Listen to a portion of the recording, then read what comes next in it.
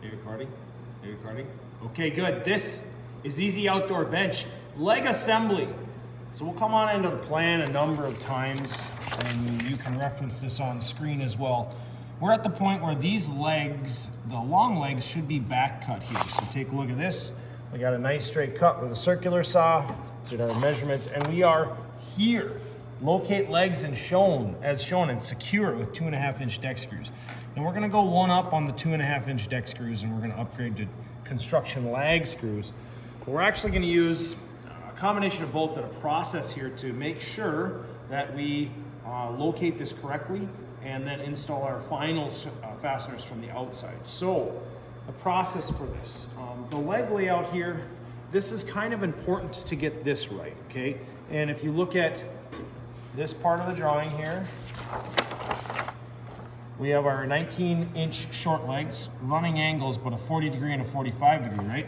I want you, when you cut that, to label which side is the 40 degree, so you know that. If you look at it this way, oversized version, there's my 40, here's my 45. If you get confused or you're not sure, you can throw your speed square up here and check which side is a 45. And this is close, within a degree, so it's gonna work.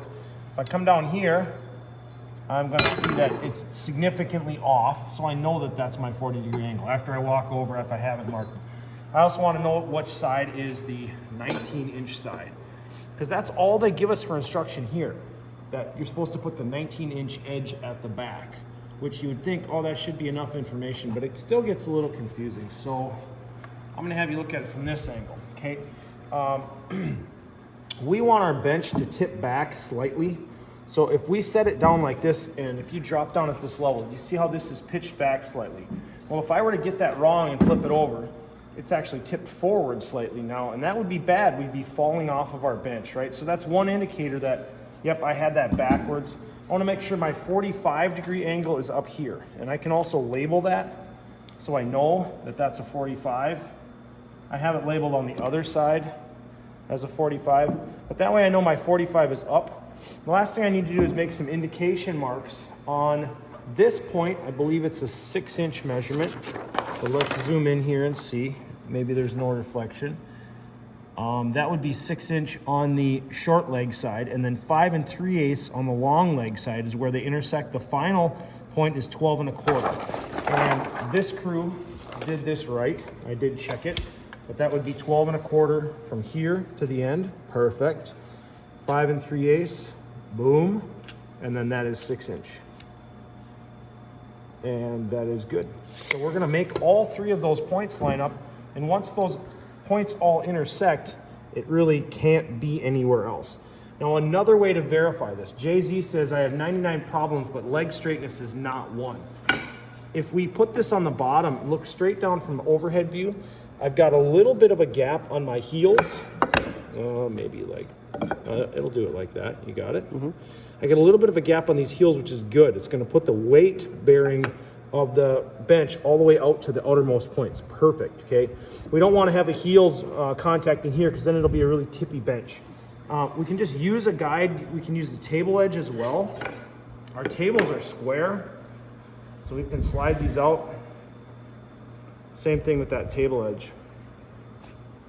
Make sure that we're good. We've got these points of contact. Finally, I'm gonna have you drop down on this level and look at, we wanna maintain contact on the outer portions of the board. We don't wanna screw it together with the board separated like this. So if we put this first screw in too tight or too far out and it pulls up, we create a gap, that's bad.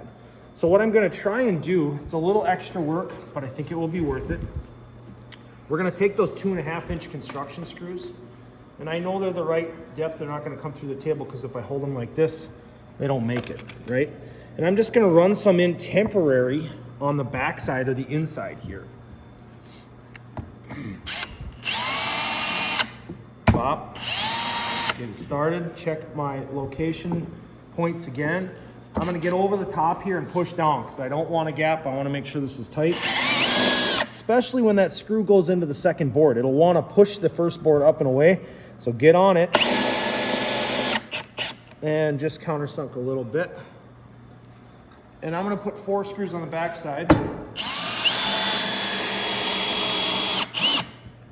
Try not to get them right in the center of the board, because I'm gonna put screws in from the other side. Now the instructions would say this is good, and it probably is, but I am of German heritage, and so I like to do things with German overkill. And I really like these lag construction screws. So really, this should be one side of my bench done. Now, if I look at it from how does the other one go together, these have to hold the bench seats, right? So this one, I just have to figure out my 40 and my 45. My 45 is written in pencil right there. That's gonna be up, and it's gonna go like this and sit to the inside of this leg brace. So this long leg brace has to go to the outside here. I can't put these on. You can put them on backwards. You could put it on the opposite side, but take a look at the drawing again. We need to make an opposing pair of legs. So they need to be opposite of each other. So make sure you don't make that error. Maybe I'll revisit that once more. But I want to do a little bit of layout here and talk about putting these lag construction screws in. Again, super overkill. I'm okay with that. Overall board width, do a little math here. 7.5. Half of 7.5. 3, 2, 1. That's 3 3/4. So I find 3 3/4 on here, and I'm going to scribe a line using my speed square as a scribe. I'm going to scribe a line up this, pin it right at 3 3/4, and I'm just going to run a line up. Man, that is soaking wet. Water's just coming out of it. I don't really want to use a Sharpie here if I don't have to. I just need some kind of an indicator that way. And the other thing I'm going to measure is from 3 3/4, I'm going to go out 2 inches, 2.5 inches each way. So 3 3/4 plus 2.5 would be 5 3/4, 6 1/4. Let's just go 2 1/4 each way. So 3 3/4 plus 2 1/4 is 6. And I want to be centered on this board as well. So this is where it gets a little bit tricky. We got to find the center point. 3 3/4 here. 3 3/4 here. And then I could use a straight edge. If you can come over the top here, I've got my 2 marks. And I'm finding the center point of this short leg, or the center line, and I'll cross over that like that. And I've got an intersection, and from here, I want you to go out 2 inches or 2 1/4 inches in all directions, and that's where we're going to put those screws. Okay, so we could measure that with a tape measure if we wanted, just on those lines. Might be easier. 2 1/4, that's one hole right there. 2 1/4 would be 4 1/2. Unfortunately, that comes up right in a knot, but we'll be okay. Then we're going to go from this way, either way. 2 1/4 and 4 1/2 is the double of that. Now, why that number? Well, it's kind of right in the middle, outer third and outer 2/3, not too far out to the edge. It's still far enough out to grab a lot of wood and hold on to this. We could probably leave it with the construction screws, but we're going with the big lags here. So I need to switch over. This is T25 to drive my 2.5 inch construction screws. I'm gonna go pre-drill bit. Another trick for you, this one's no charge. You can set the depth of your pre-drill by setting it to how far it will go in or out on your collet. So I want to pre-drill 2.5 inches. The reason I don't want to pre-drill 3 inches or more, well, I'd go through the table, right? So that is about right there. A little short yet, but I'm running out of material in the end of my bit. I am using a 5/32, which is really tough to see. But remember from those videos, what I'm really looking at is how does this match up? That's going to fill most of the center of my screw. It's just going to help keep the wood from splitting. So probably unnecessary with the self-tapping tip. The wood is really wet right now, so these would probably drive in without splitting. But just for precaution's sake, I'm going to set this to 2.5. I could also check it off of my 2.5 inch screw length. Look at that. Okay. And then I'm going to pre-drill these 4 holes. Safety.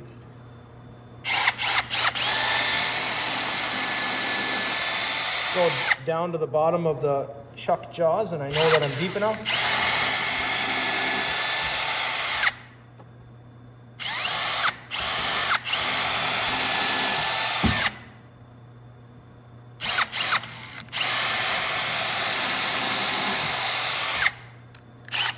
Switch over a third time here. Going to T30. Now remember, we're outside of the leg, so we're going in. So it wouldn't be so bad if we had a screw that was too long that actually went through. If we just snug it up to the outside, it just pokes through on the inside, right? So we don't want to sink these too much. I bought a lot of these screws because we can get them from Simonsons. I do have a few other varieties to burn up. I've got these green Spax ones, which are a little shorter. Just use all the same so it looks nice, because like we'll have one person build out their entire bench with the green ones, because otherwise it looks inconsistent. So let's go with these big ones from Simonsons, because they'll probably be the ones that stay. Get over the top here. Last thing is sacrificial layer or elevate this off the table. So I can take this guide stick here, go off the table, just because I don't want to stick this into the table here.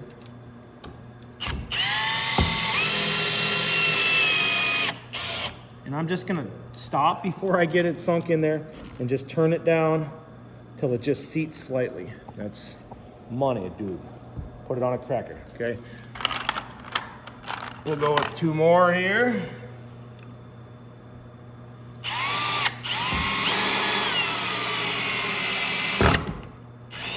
There. Oh, look at that water come out. Good. Don't over tighten.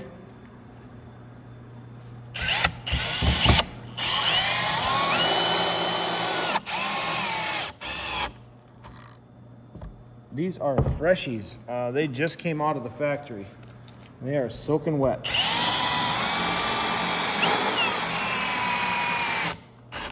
Okay, we'll take a look at the backside here and see how bad this is. Didn't even come through. So it could be varying wood thickness. Now, do we have to take these out? No, it's probably just overkill, right? They're gonna be on the inside and not show. I like that look on the outside. I think it's beefy. And we've also got even spacing here. If we do our spacing correctly, we've essentially made a rectangle with a bottom edge that's parallel to the ground, so it looks nice, okay? We need to create a set of these, and the last thing I think I'm gonna show you that they need to oppose. So, if this is my leg back here, and this is my leg back here, the only thing I would have done different is I probably wouldn't have put this one facing out. I should have looked ahead, because this has got all kinds of mill marks on it. It's fine, but it should go here, and then the last part of this, of course, this isn't going to stand up on its own, is it? No. I can look at it this way. 45 degree up. Thank you. So I can kind of mock these up and make sure that I'm going the right way with these before I put them together. There we go. So I got some layout there. My bench is going to sit in between there. And I'm well on my way to proper bench construction. Let's see.